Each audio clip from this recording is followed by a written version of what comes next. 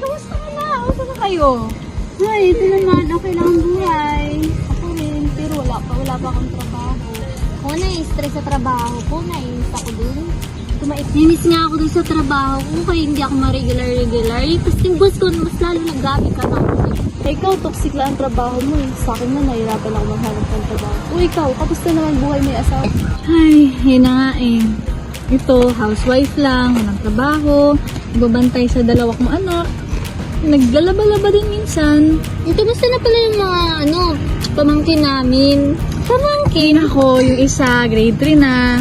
Tapos yung isa naman, pag-graduate na elementary.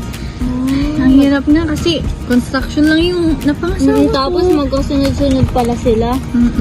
Kaya hirap talaga ng buhay. Lalo na naglalaba-laba lang yung ano ko ngayon. Part-time.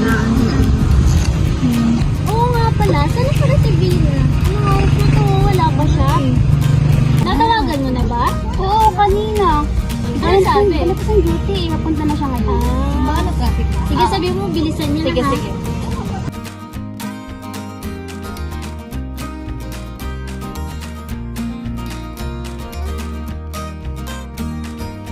Hi guys! Hi!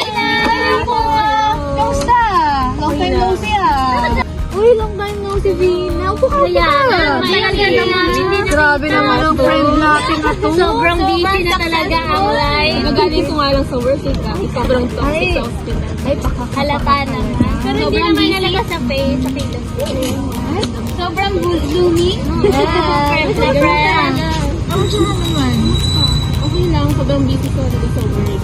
Hindi lang talaga yung priority ko. Ay, kamusta naman ang love life? Ayun, mas maganda. Hindi natin pag-usapan. Anong tipo mo sa lalaki?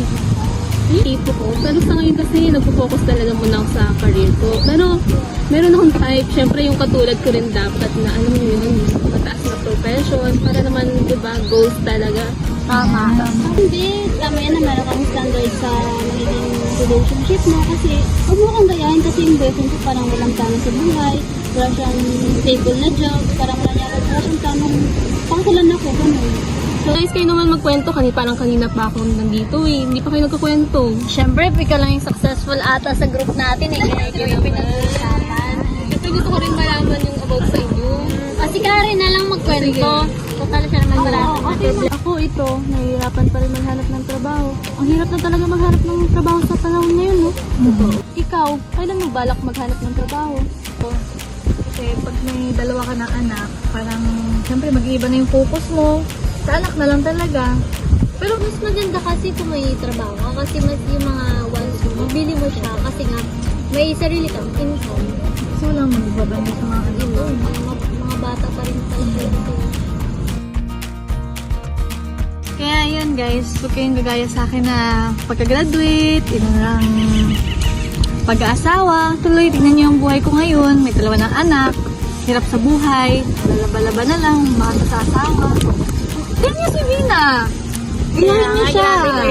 Oo nga guys, gahin nyo. Kaya nakaka-proud na niya before love life.